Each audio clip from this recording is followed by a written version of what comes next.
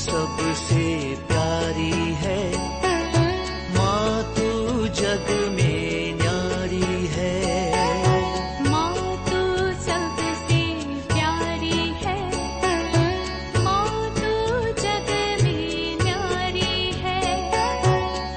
अपने आंचल में रखना, अपने आंचल में रखना। हमें वरदानों से भरना। माँ तू सबसे प्यारी है, माँ तू जग में न्यारी है। माँ तू सबसे प्यारी है, माँ तू जग में न्यारी है। पिता, पुत्र और पवित्र आत्मा के नाम पर आमीन। आप सबों को जय यीशु। हम लोग आज से पुनः धर्म शिक्षा क्लास को प्रारंभ कर रहे हैं। हम लोग अप्रैल महीने के अंत तक धर्म शिक्षा क्लास चलाते आ रहा था। कलीसिया के विषय में, बाइबल के विषय में, अन्य कई बातों पर हम लोगों ने उस क्लास में मनन चिंतन किया, सीखते आए। मई महीने में माता मरियम के विषय में, उनकी भक्ति करते हुए उनके साथ कैसे जुड़ करके प्रभु में रहना है, साथ ही साथ पेंतिकोस्त की तैयारी वाला पवित्र आत्मा की क्लास हम लोगों ने सुना। आज से कुछ धर्म शिक्षा क्लास में आप लोगों के साइड से कुछ सवाल पूछा गया था, उन सवालों का जवाब दूंगा। इसके बाद हम लोग 7 संस्कार के विषय में सीखने के लिए जा रहे हैं। तो 7 संस्कार का क्लास शुरू होने के पहले आप लोगों ने कुछ सवाल किया, उनका जो जवाब जो क्लास लेना चाहूंगा। आज सबसे पहले साबत के विषय में सवाल किया। पुराने विधान में यहूदी लोग साबत मनाते थे और ईश्वर ने 7वें दिन को पवित्र किया और उस दिन विश्राम किया। तो क्रिश्चियन लोग 7वें दिन को, शनिवार के दिन को साबत क्यों नहीं मनाते हैं और इतवार को क्यों मना रहा है? वो ईश्वर का नियम का उल्लंघन नहीं? इस प्रकार का सवाल टिप्पणियां आते हैं। ये सवाल सबसे पहले जो लोग साबत नहीं मनाते हैं, जो प्रभु ईसा मसीह में विश्वास नहीं करते, ऐसे लोग करते हैं। क्रिस्तीय धर्म का विनाश करना चाहते हैं, ईसा मसीह के खिलाफ षड्यंत्र रचने वाले। आप YouTube में देख सकते हैं, इस विषय में ज्यादा चर्चा मुसलमान लोग करते हैं। क्रिस्तीय विश्वास के खिलाफ वे लोग सिखाते हैं। इसके लिए ये साबत का एक उदाहरण लेकर के अनेकों चर्चा आपको मालूम है। उसको देख करके मेरे विचार में कई क्रिश्चियन लोगों के मन में भी आया, ईश्वर ने जब ये नियम दिया। मैं पुराने विधान को इस विषय में कुछ दिनों से पढ़ाई कर रहा था। मेरे विचार में 100 से ज्यादा जगहों पर साबत को मनाने के विषय में, साबत के दिन को पवित्र रखने के विषय में, वो विश्राम का दिवस है, उस दिन कोई काम ना करने के विषय में लिखा हुआ है। उदाहरण के लिए इस्राएली लोग जब मरुभूमि जीवन जी रहे थे, उनको स्वर्ग से मन्ना बरसा करके देता था प्रतिदिन का भोजन के रूप में। लेकिन जिस दिन 6वां दिन जब मन्ना बरसाते थे, 7वें दिन के लिए भी, अर्थात साबत मनाने के लिए 7वें दिन के लिए भी उनको 6वें दिन में इकट्ठा करने का आदेश था। यदि अन्य दिनों में एक दिन से ज्यादा इकट्ठा करेगा, वो खराब होता था, नष्ट होता था। लेकिन जब 6वें दिन इसको इकट्ठा करता था 2 दिन के लिए, वो खराब नहीं होता था, वो शनिवार के लिए भी, साबत के दिन के लिए भी रहता था। तो इस प्रकार ईश्वर ने साबत मनाने के नियम को एकदम शक्ति से इस्राएली लोगों को दिया। ईसा मसीह के जीवन को अगर देखें, ईसा मसीह साबत के दिन सिनगोग गए, उन्हें सिखाया करके हमें पवित्र बाइबल में मिलेगा। मत्ती के सुसमाचार में, मार्कुस के सुसमाचार में और लूकस के सुसमाचार में अनेकों जगह पर ईसा मसीह साबत के दिन सिनगोग में गया करके लिखा हुआ है। मैंने पुराने विधान के अंदर यह भी कोशिश किया जानने के लिए, क्या साबत के दिन सिनगोग जाना जरूरी है? नहीं है। पुराने विधान के अंदर नियम के रूप में उसको नहीं दिया। ईश्वर ने उसको विश्राम के रूप में मनाने के लिए आग्रह किया। कब? ये नियम दिया है मूसा नबी के द्वारा। इसलिए हम लोग निर्गमन ग्रंथ उसके अध्याय 20 को वाक्य 8 से 10 तक के वचनों में ये विश्राम दिवस का, साबत का नियम दिया। जानने की जरूरत है, ईश्वर ने जब सृष्टि कर्म को पूरा किया, उत्पत्ति ग्रंथ उसके अध्याय 2 को इसलिए सबसे पहले पढ़ते हैं। ईश्वर ने सृष्टि कर्म 6 दिन में समाप्त किया। उत्पत्ति ग्रंथ अध्याय 2 वाक्य 2 और 3 को पढ़ रहा हूं। 7वें दिन ईश्वर का किया हुआ कार्य समाप्त हुआ। उसने अपना समस्त कार्य समाप्त कर 7वें दिन विश्राम किया। ईश्वर ने 7वें दिन को आशीर्वाद दिया और उसे पवित्र माना। फिर से मैं पढ़ रहा हूं, वाक्य 3 में लिखा है, ईश्वर ने 7वें दिन को आशीर्वाद दिया और उसे पवित्र माना, क्योंकि उस दिन उसने सृष्टि का समस्त कार्य समाप्त कर विश्राम किया। ईश्वर ने 7वें दिन को आशीर्वाद दिया, ईश्वर उस दिन को पवित्र माना, ईश्वर उस दिन को विश्राम किया, ये लिखा हुआ है। इसके बाद आदम और हेवा की सृष्टि वगैरह जो हुआ, ईश्वर ने आदम और हेवा को ये 7वां दिन विश्राम के दिन के रूप में मनाओ करके नियम नहीं दिया। ना कि नूह के जीवन में हम लोग देखते हैं, ना अब्राहम, इसहाक, याकूब के जीवन में हम लोग पढ़ते हैं, उन्होंने 7वें दिन को विश्राम दिवस के रूप में मनाया करके। कहां यह नियम आया? नियम आया इजराइली लोग जब कनान देश की ओर जा रहे थे मरुभूमि यात्रा में। कनान देश पहुंचने के पहले ईश्वर ने मूसा नबी को होरेब पर्वत पर बुला करके जब 10 आज्ञा दिया, एक विधान जोड़ा, उस विधान के द्वारा तीसरे नियम के रूप में 10 आज्ञा में तीसरा आज्ञा के रूप में प्रभु ने ये विश्राम दिवस का नियम दिया। मैं अभी पढ़ता हूं उसको। निर्गमन ग्रंथ अध्याय 20 वाक्य 8 से, एक्सोडस चैप्टर 20 वर्स 8 ऑनवर्स। विश्राम दिवस को पवित्र मानने का ध्यान रखो, यहां पर नियम दिया मूसा नबी को। इससे पहले यह नियम नहीं होता था। इसके बाद तुम 6 दिनों तक परिश्रम करो और अपना सब काम करो, परंतु 7वें दिन तुम्हारा प्रभु ईश्वर के आदर में विश्राम का दिन है। 7वां दिन प्रभु ईश्वर के आदर का विश्राम दिन, उनका आदर करने का चिन्ह है विश्राम दिन को मनाना। उस दिन ना तो तुम कोई काम करो, ना तुम्हारा पुत्र ना पुत्री, ना तुम्हारा नौकर ना तुम्हारी नौकरानी, ना तुम्हारे चौपाए और तुम्हारे शहर में रहने वाला परदेशी। 6 दिन में प्रभु ने आकाश, पृथ्वी, समुद्र और उनमें जो कुछ है सब बनाया। और उसने 7वें दिन विश्राम किया। पहला सृष्टि के बाद ईश्वर विश्राम किया।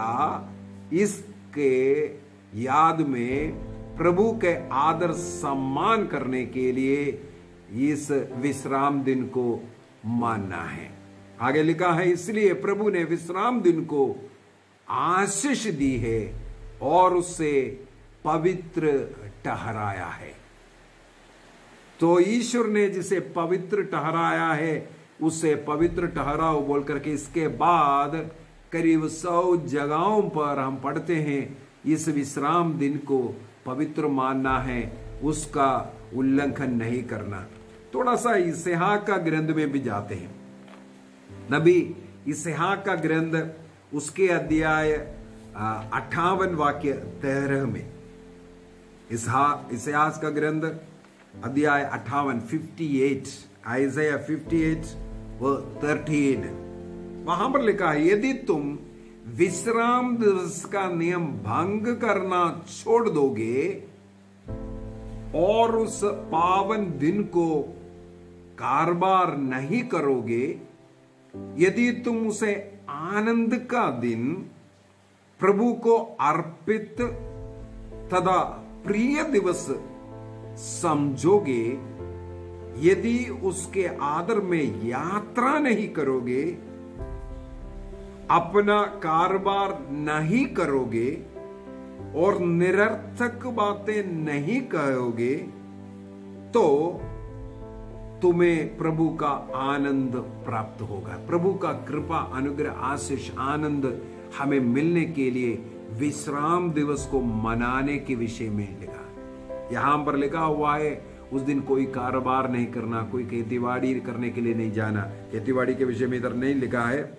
उस दिन कोई कारोबार अर्थात पैसा कमाने वाला कार्य करने के लिए नहीं जाना है। दूसरी बात लिखा हुआ है उसको आनंद का दिन मनाना है, एक सबसे प्रिय प्रभु के लिए अर्पित दिन उसको मानना है, और उस दिन प्रभु के आदर में यात्रा पर भी नहीं जाना है। इस प्रकार लिखा हुआ है उस दिन निरर्थक बातें, बेकार की बातें नहीं करना है। इसलिए यहूदी लोग उस दिन सिनगोग जाते हैं। सिनगोग प्रार्थना के उद्देश्य से नहीं, उस दिन वे लोग जाकर के उनका जो तनक, उनका जो धर्म ग्रंथ उसको पढ़ते हैं और उसके विषय में चर्चा करते हैं। ईसा मसीह इसलिए सिनगोग जाते थे। ये तनक पंचग्रंथी वो पढ़ करके लोगों को सुनाता था और सब व्याख्या देता था। इस प्रकार पढ़ाने के लिए ईसा मसीह वहां पर जाते थे, क्योंकि यहूदी लोग उस दिन वहां इकट्ठे होते थे। नियम के अनुसार कहीं नहीं नियम है तुम लोग जाना है, सिनगोग जाना है और वहां पर तुम लोग ये करना है, कहीं नियम नहीं है। लेकिन उन्होंने इस प्रकार का एक आदत शुरू किया था। ईसा मसीह भी जाते थे और लोगों को सिखाते भी थे। यहां पर हम लोग पढ़ते हैं पुराना विधान के अंदर इसका मतलब साबत मनाने का शक्ति का नियम है। तो ईसाई लोग क्यों नहीं साबत मनाते हैं? ईसाई लोग पहले दिन को, इतवार के दिन जो पहला दिन है, उसको क्यों मनाते हैं?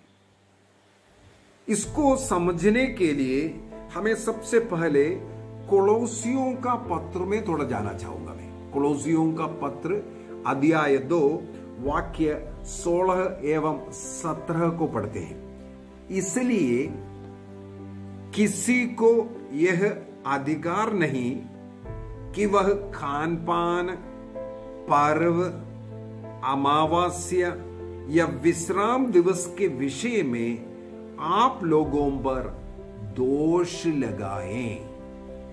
संत पौलुस इसको लिखने के पीछे का कारण भी है। आदिम कलीसिया साबत के दिन उसको मनाने के लिए उनके सभागृह में जाते थे। साथ ही साथ वो इतवार को प्रभु के दिन के रूप में पवित्र मिस्सा बलिदान अर्पित करने के लिए निजी घरों में, क्योंकि उस समय पर चर्च वगैरह नहीं होता था, और उनके सभागृह में, सिनगोग में ये कर नहीं सकता था। इसलिए निजी घरों में वे लोग मिस्सा बलिदान अर्पित करते थे, इकट्ठा होते थे। आदिम कलीसिया से ये होता था।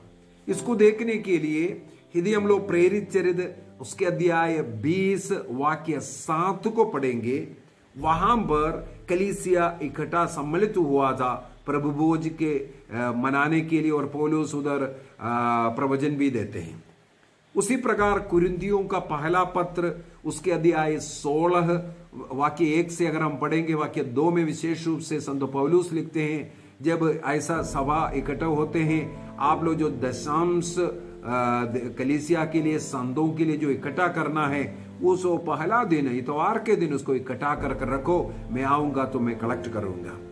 उसी प्रकार इब्रानियों को लिखते हुए अध्याय 10 वाक्य 25 में कुछ लोग ऐसे सम्मेलन में जो सभाएं होते हैं, इतवार का जो सभा से कोई लोग दूर रहते हैं, उनको सभा में भाग लेने के विषय में, वो भाग लेकर के प्रभु का दिन को मनाता है, पवित्र मिस्सा बलिदान अर्पित करता है, उसमें भाग लेना अनिवार्य, इसके विषय में लिखा हुआ है। इसलिए कुलोसियों को लिखते हुए जो पत्र में, यदि कोई विश्राम दिवस को नहीं मना रहा है, उसमें कोई दोष नहीं, इसलिए किसी के ऊपर दोष नहीं लगा सकता।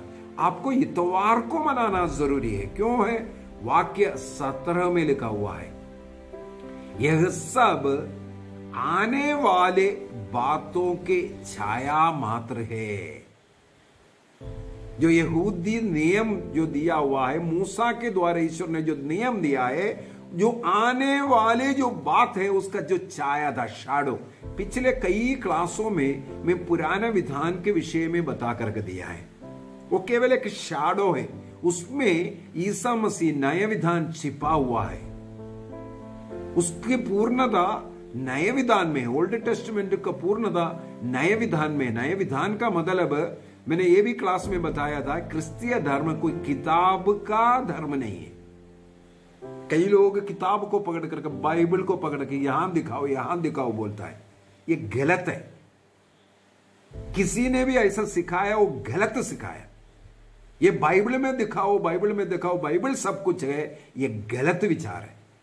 बाइबल सब कुछ नहीं है, सब कुछ है मसीह, ईसा मसीह। क्रिस्तीय धर्म बाइबल का या किताब का धर्म नहीं, बल्कि एक व्यक्ति का धर्म है। उस व्यक्ति में कोई परिवर्तन नहीं, उस व्यक्ति में कुछ कमी नहीं, वो व्यक्ति में पूर्ण होता है। तो पुराना विधान पूरा हुआ ईसा मसीह नाम का वो व्यक्ति में।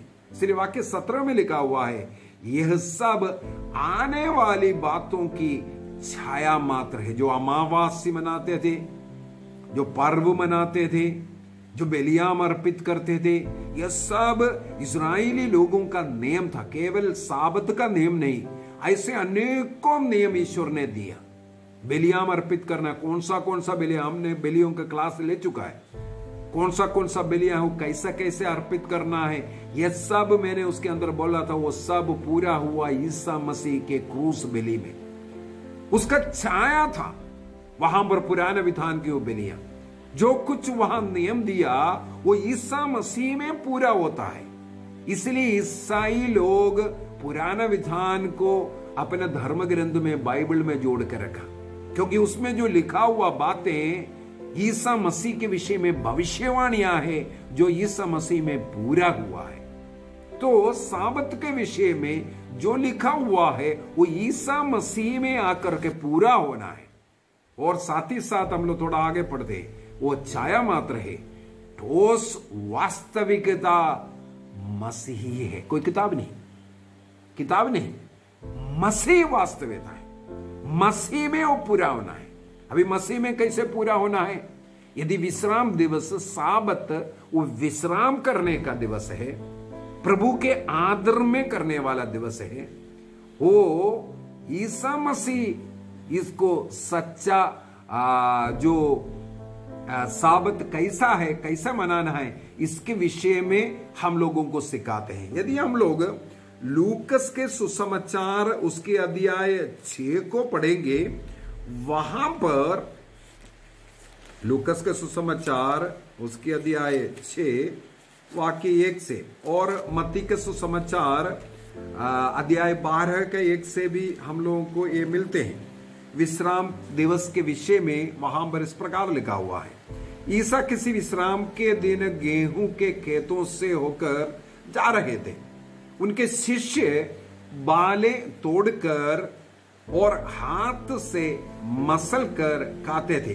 तो कुछ फरीसी लोग उसको टोका, ये आज विश्राम दिवस है, तुम लोग कैसे बालें तोड़ना। बालें तोड़ने का अर्थ फरीसी लोगों ने निकाला वो कटनी काट रहा है, ये गलत है, पाप है। दूसरी बात, उन्होंने क्या किया, उस भाले को हाथ में रख करके उसको रगड़ करके खाया। रगड़ने का मतलब हो गया मिल में पीसाने वाला काम जैसे। तो ये काम गलत कर रहा है बोल करके उन्होंने उसको मना किया।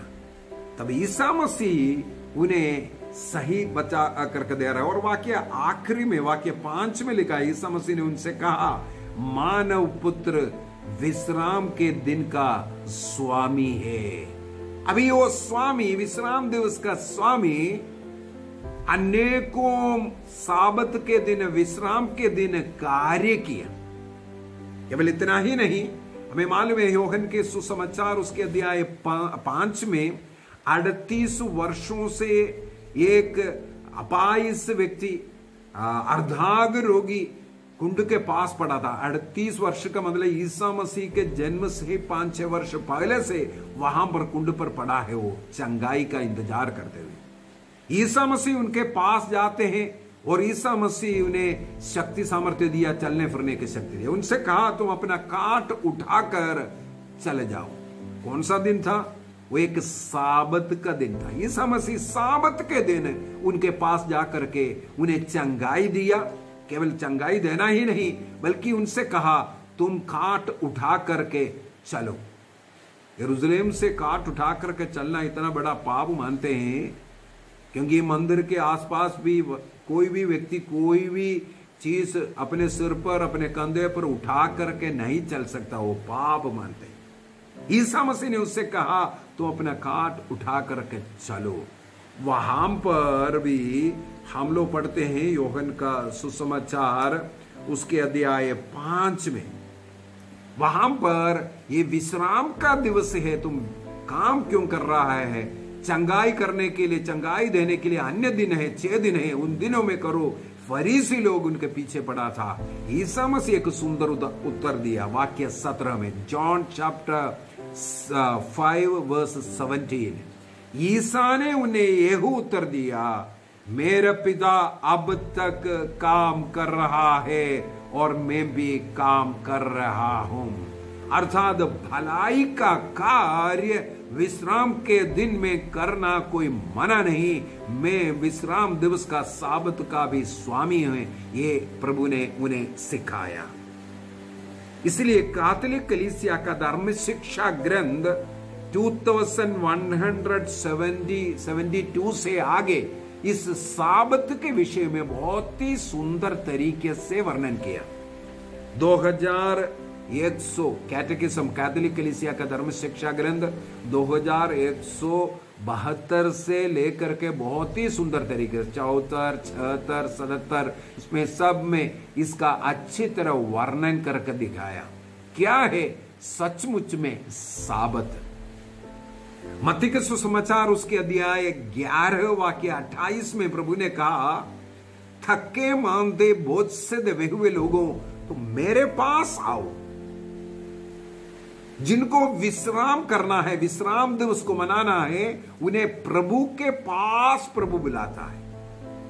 इसका मतलब है ईसा मसीह ने सही साबत क्या है ये हमें सिखाता है। सही साबत एक जगह पर बैठ करके सोना नहीं, लेटना नहीं, ऐसा आराम करना नहीं, काम को छोड़ करके विश्राम करना नहीं, बल्कि वो आराम, वो विश्राम प्रभु में विश्राम करना है, ईश्वर में विश्राम करने का उस तरीके को साबत है करके ईसा मसीह ने सिखाया। यहूदियों का नियम, इसका मतलब ईसाइयों के लिए नहीं होता है।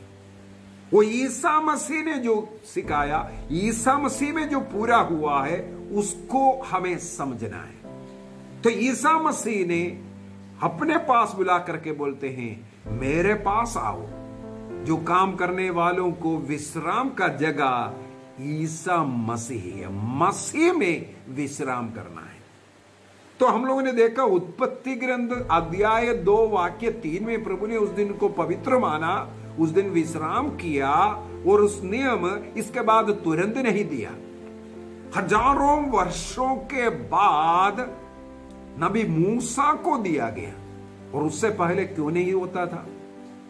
जिस प्रकार उससे पहले मूसा नबी के पहले विश्राम दिवस नहीं होता था, साबत नहीं मनाया जाता था, उसी प्रकार ईसा मसीह के आने के बाद जो मूसा का नियम ईसा मसीह में पूर्ति हुआ। जैसे अमावस्या को मनाना, हर महीने में अमावस्या मनाता था, और बलियां अर्पित करते थे, पेंतेकोस्त मनाते थे, और ये जो साबत दिन है, फिर साबत वर्ष है, जयंती वर्ष है, सब मनाते थे। ये सब ईसा मसीह में लेके आने के लिए था। ईसा मसीह आने के बाद ईसा मसीह हम पापियों के लिए मर गया। हम पाप के गुलामी में, शैतान के वश में पड़े हुए हम लोगों को एक नया जीवन दिया, एक नई सृष्टि हम बन गया।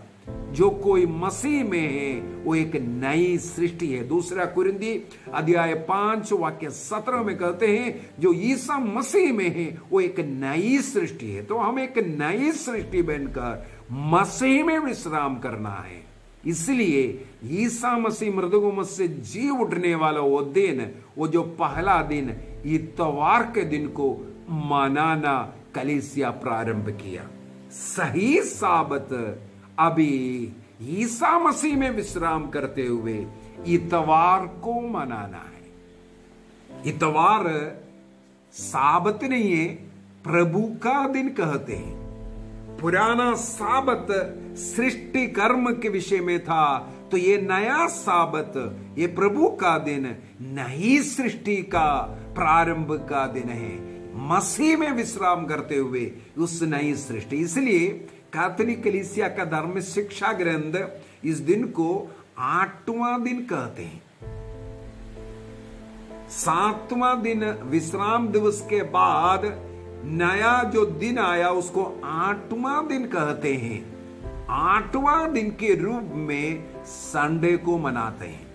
ईस्टर मनाता है। वो हर इतवार एक छोटा ईस्टर होता है। ईस्टर पर्व जैसे मनाता है, उसको पर्व के रूप में मनाता है। इसलिए कैथोलिक कलीसिया का धर्म शिक्षा ग्रंथ में या कैनन लॉ में भी, कलीसिया का नियमावली में भी इतवार को मनाना एक नियम बन गया। मैंने पढ़ा एडी 363 और 64 में के समय पर लाउदिकिया में एक महासभा हुआ था। लाउदिकिया महासभा, उस महासभा में यह नियम बनाया, इतवार के दिन में मिस्सा बलिदान में भाग लेना हर ईसाइयों के लिए अनिवार्य किया। और शनिवार के दिन जो लोग साबत मनाते थे, उस दिन भी इतवार के समान मिस्सा बलिदान में भाग लेने के विषय में लिखा हुआ है। आराम करने के विषय में नहीं, रेस्ट करने के विषय में नहीं, बल्कि मिस्सा बलिदान उस दिन भी मनाओ कर करके। साबत का दिन जो लोग मनाते हैं, मिस्सा बलिदान के द्वारा मनाने का नियम दिया। कई लोग बोलते हैं ये इतवार किया वो कॉन्स्टेंटाइन का काम है। कई क्रिश्चियन लोग भी बोलते हैं। बड़े दुख की बात है, कॉन्स्टेंटाइन ने क्या कहा। कई लोग ये भी बोलता है ना, रोमन कैथोलिक चर्च कॉन्स्टेंटाइन का चर्च है, सिखा रहा है। अनेकों लोग उसको आंख बंद कर करके विश्वास कर रहा है कॉन्स्टेंटाइन ने चर्च बनाया। कितना बेवकूफी है। अभी कॉन्स्टेंटाइन ने साबत के विषय में क्या नियम बनाए? साबत के दिन में के विषय में कोई नियम नहीं, लेकिन कॉन्स्टेंटाइन ने 7 मार्च 321 में 7 मार्च सन 321 में 321 7 मार्च को रोमन सम्राट कॉन्स्टेंटाइन ने एक सिविल डिक्री इश्यू किया। संडे के दिन रोमन जो देश में काम करने वाला दिन था, लेकिन सम्राट ने उस दिन जो सूर्य भगवान के आदर का दिन इतवार है, उस दिन छुट्टी का दिन घोषित किया। क्रिश्चियन के लिए नहीं, संडे मनाने के लिए नहीं, मिस्सा बलिदान के लिए नहीं, उन्होंने सूर्य भगवान के आदर में उस दिन को छुट्टी डिक्लेयर किया। उस दिन कोई काम नहीं करना है, लेकिन खेतीबाड़ी करने का अनुमति, अपने खेती करने का अनुमति था, लेकिन कोई अन्य काम करने के लिए, मजदूरी करने के लिए मना किया। वो पूरे रोमन साम्राज्य में इतवार को, संडे को, सूर्य का दिन को उन लोगों ने छुट्टी मनाया और आराम करने के विषय में। उस दिन खेतीबाड़ी कर लो क्योंकि भगवान को वो अच्छा है, ये बोल करके भी नियम बनाया। ये क्रिश्चियन के लिए नहीं, लेकिन कलीसिया ने देखा, कलीसिया हर इतवार को मिस्सा बलिदान अर्पित करना है और वो एक काम भी करने के लिए जाना है।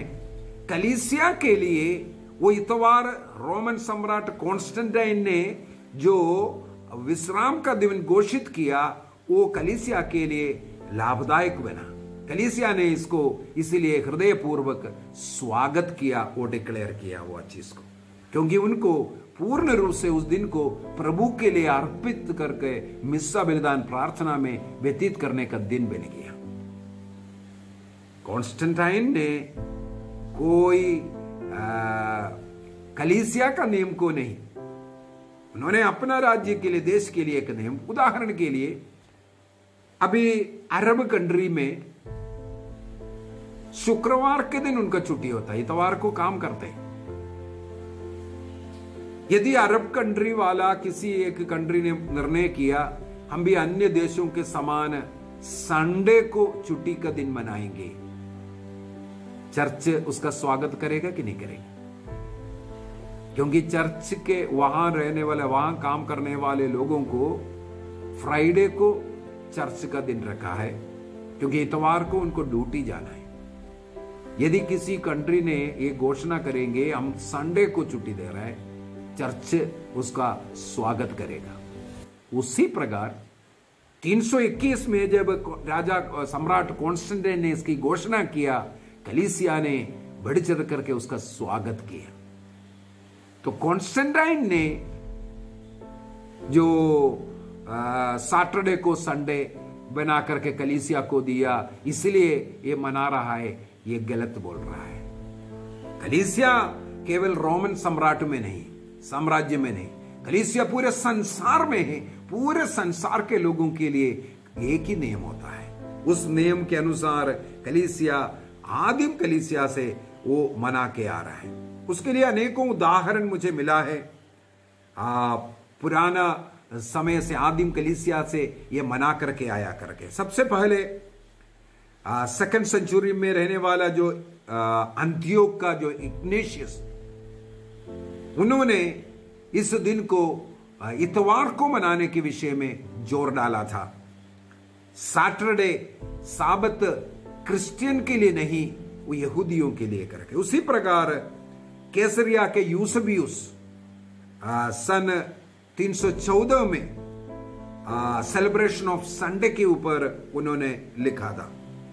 और मार्टियर जस्टिन जो कलीसिया का फादर ऑफ चर्च है, उन्होंने साबत केवल यहूदियों के लिए नियम है, क्रिश्चियन के लिए नहीं, क्योंकि ईसा मसीह में साबत समाप्त हुआ, मसीह का, प्रभु का दिन मनाना जरूरी है करके उन्होंने भी कहा। संत आयरेनियस ये बोलता है साबत के दिन घर में बैठ कर रेस्ट लेना, उस दिन को बेकार करना है। लेकिन सही रूप से जो साबत ईसाई लोग मनाता है, मसीह में सेवा कार्य करते हुए मनाते हैं। कादरी कलीसिया का धर्म शिक्षा ग्रंथ के अंदर, जैसे इसहाक का ग्रंथ अध्याय 58-13 के अंदर हम लोगों ने पढ़ा, प्रभु के आदर में उस दिन कोई यात्रा नहीं करना करके, और कादरी कलीसिया का धर्म शिक्षा ग्रंथ के अंदर दिया है उस दिन तुम यात्रा करो। किसके लिए? लोगों की सेवा करने के लिए, गरीबों की सेवा करने के लिए, मरीजों से मिलने के लिए, इस प्रकार का कार्य के लिए तुम उस दिन यात्रा करो करके कलीसिया सिखाते हैं। और जो तरतुल्यन कहते हैं, क्रिश्चियन लोग केवल 7वें दिन को नहीं, उनके लिए सब लोग मसीह में रेस्ट का दिन होता है। सही रूप से जो साबत मनाता है वो ईसाई लोग मनाता है। कहां? ईसा मसीह में रहकर सेवा कार्य करते हुए, भलाई का कार्य करते हुए, सही जो साबत है यही है कर करके। इब्रानियों का पत्र उसके अध्याय 10 को भी थोड़ा पढ़ते हैं। हिब्रूस चैप्टर 10 वर्स 1 को पढ़ते हैं। इब्रानियों का पत्र अध्याय 10 वाक्य 1, संहिता भावी कल्याण का वास्तविक रूप नहीं है। जो पुराने विधान में जो संहिता दिया, साबत मनाना हो या अन्य कोई भी हो जो दिया है, उसका वास्तविक रूप नहीं है, उसकी छाया मात्र दिखाती है। कौन सा है सही? ईसा मसीह सही है, क्योंकि ईसा मसीह पुराना विधान में मसीह वहां पर छिपा हुआ है, केवल छाया है वहां पर। वो जो नियम, वो जो पर्व, जो कुछ मनाने के लिए कहा है, वो मसीह के लिए, मसीह में पूरा होना है। तो मसीह आया हमारे लिए, मर करके जी उठने वाला, उसी दिन जो प्रभु का दिन है वो क्रिश्चियन को मनाना है। ये ईश्वर के नियम के विरुद्ध नहीं, सही नियम यही है। मसीह जिन्हें मिला है उन्हें मसीह में विश्राम करते हुए, साबत मनाते हुए प्रभु का दिन मनाना है। पिता, पुत्र और पवित्र आत्मा के नाम पर आमीन। आप सबों को जय यीशु।